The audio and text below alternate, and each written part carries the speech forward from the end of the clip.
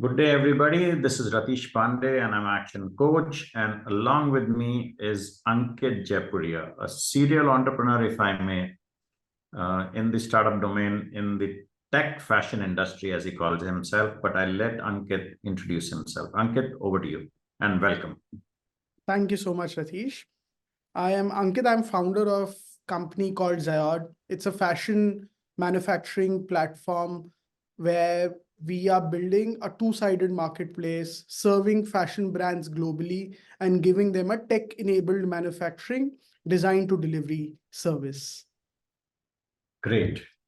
And I believe this is not your first venture. Yeah. So I have been into startups for a while. Business is something which runs close to my heart, seeing it since my childhood. So before that, I did a small pilot in the same ecosystem where I wanted to explore the problem. The name was UCOM. So ran that as a pilot for about 10 months or so, and eventually decided to make a full-blown startup and started Zyod. Okay, great. So let's get into and I'm sure with the experience that you have, and more specifically with the exits that you've got, a lot of people would be interested in getting a fair amount of wisdom in this from this conversation. So let me first ask you a very interesting question, because uh, you know even with your existing company, you have sort of grown leaps and bounds. So what do you attribute your growth to, Ankit? What is that magic mantra? I think growth comes from having your vision aligned with the team. First of all, in an early stage company, people work towards the solution, and you have to build a team which is excited about the problem. The second is to make it very objective. And I usually follow a method of building OKRs and KPIs. So that basically helps give very objective metrics for each uh, employee, each team member, what they have to achieve. And there you can have a very regular governance. Like in Zyod, we usually have a weekly governance of where we are at KPI and have a reflection and introspection on a weekly basis to achieve that bigger goal and break it down into small targets. Brilliant. And I think I'd like to sort of delve deeper into this ownership that you're building within your employees, because what I heard was you attribute your growth to the employee ownership that sort of comes, and you sort of link it to the fact that underlying that ownership is also the OKR and the KPIs that each employee carries. So talk to me a little bit about that. How do you build ownership within your employees? And I believe you have how many employees today? Currently, we are about 90 plus people in the team now. Yeah. So talk to me about this ownership, which I'm sure every SME entrepreneur gets challenged with. Yeah, absolutely. I think ownership comes from first building that trust.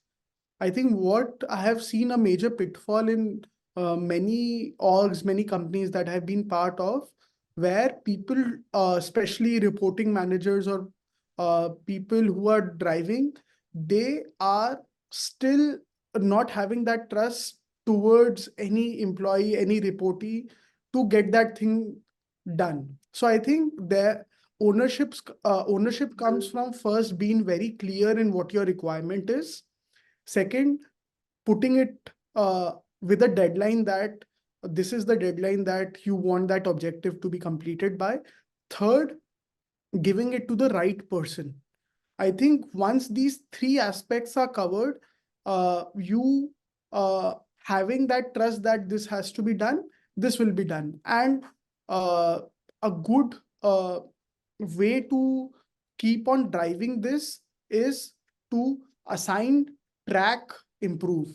A lot of times tracking is something which gets a little under emphasized. And I have like one mantra for this. If you want to improve a metric, start tracking it. You will eventually improve it. Yeah. So you improve what you measure, right? Yes. Yeah, absolutely. I love that tracking, or, some people call it check-ins, but basically, having the check-in process really ensures that the employee is on top of his or her game. Great. So you today employ about 90 odd people. What's your biggest learning as an employer, not as an entrepreneur, as an employer? What's your biggest learning that you Uh, would want to share? I think a one biggest learning as an employer is that people are now running their families, their livelihoods, and want that sort of stability and dependability on a company.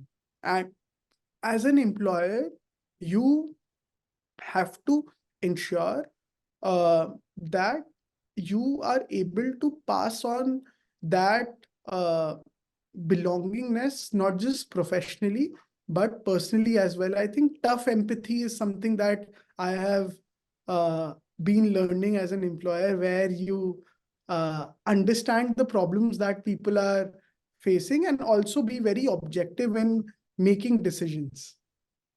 Hmm. So empathize, but at the same time, bring in the objectivity, right? Yes. Great. System one, system two thinking, all about it. Okay. Let's talk a little bit more about you run a startup. I'm sure there's a fair amount of time demand on your work schedule. So when do you start your day and when do you wrap it up, Ankit? I think this has been a good learning for me on this aspect. See, I have started waking up early because I realize that morning is something where you can control a lot of your day, because as the day ends, given in an early stage, high growth startup, you tend to have a lot of chaos by the end. So I think that has been one change that I have done. So I usually wake up at 6:30, spend an hour to sort of on my body, on my health, a bit of exercise, freshen up, and get some news reading. I have been fond of reading Economic Times since 3, 4 years. So that's something which is in my habit. Then I'm usually the first one to reach office. I try to reach office early, 9:30, 9:45 is what I usually reach. Plan the day, tend to have all my scheduled meetings by afternoon, and post afternoon till evening, I keep it open for any new ideas, anything that has to be solved.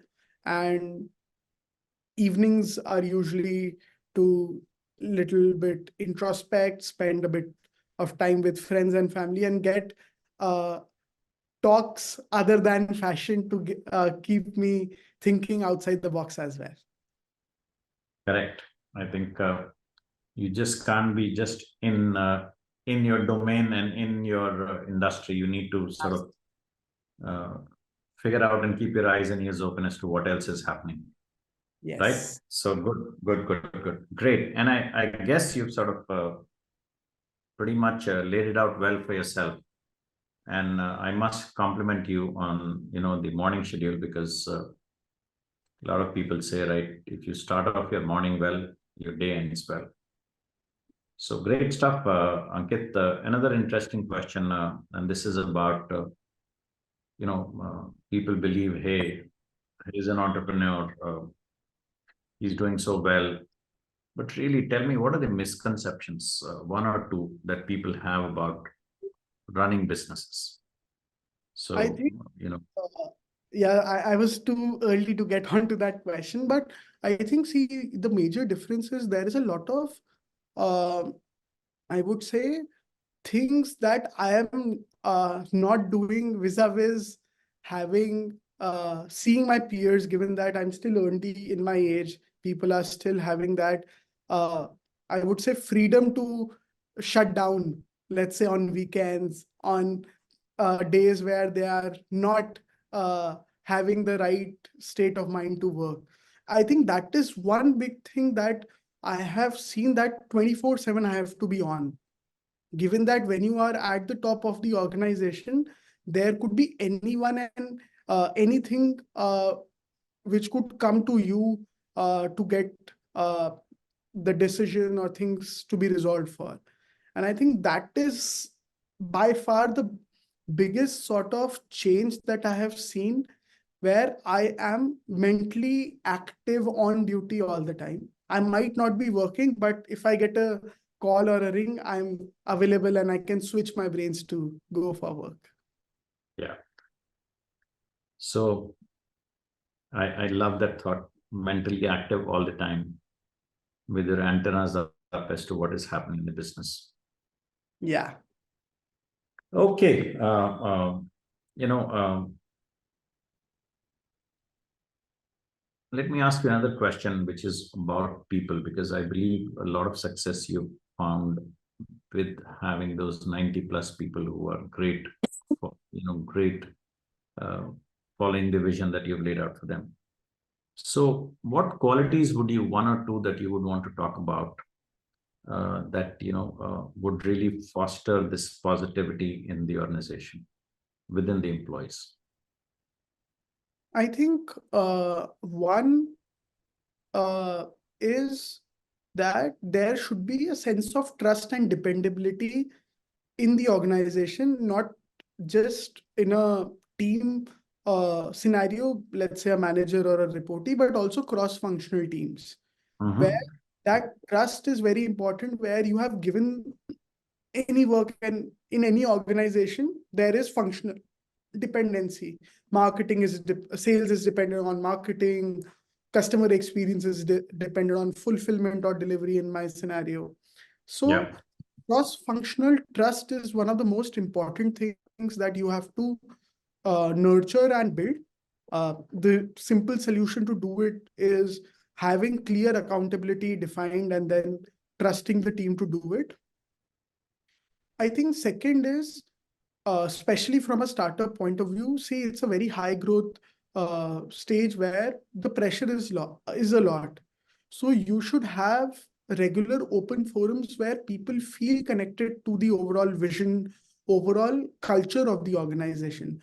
A lot of time what happens in organizations is, as you are a 10-20 member team, people are connected. But as it scales up, there are multiple tiers that gets developed, and people don't have that sort of vision, alignment towards the vision. See, in the scenario that we are in, no one is primarily working just for salaries or wages.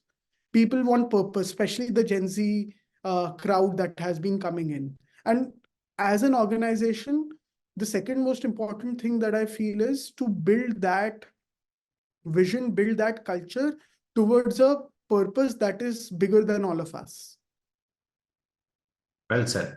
And I love the thought that when you're attracting Gen Z, you have to attract them with the purpose and not really the salary that they get at the end of the month. Interesting. Very well said. I'm sure this will hold you in great stead as you go forward. Thank you. I can, and the thought that you brought up, that and I'm sure you'll be doing town halls, but despite running town halls, despite running whatever you can do, as you build tiers, it becomes challenging to sort of get even every employee aligned to the purpose. Great. So before I close this interview, I wanted to congratulate you on the 30 under 30 award that entrepreneur.com gave you. So that is really creditable. And I'm sure you're going to go places as you continue to build your existing startup. And I look forward to, following you is where your success is taking you. Thank you So so much. thank you so much for your time today. Thank you. Any last words? Anything that I may have missed asking you? I think we are in a golden decade for India. I think the next decade is India, India, India. So I think what I would just say to the audience is this is the right opportunity. We are in a golden era. Just pick on something and get your head down and work on it. And everything else will follow. Great. So pick the right idea and then just let the rubber hit the road. Huh? Yes. Great. Thank you. Thank you so much, Atish.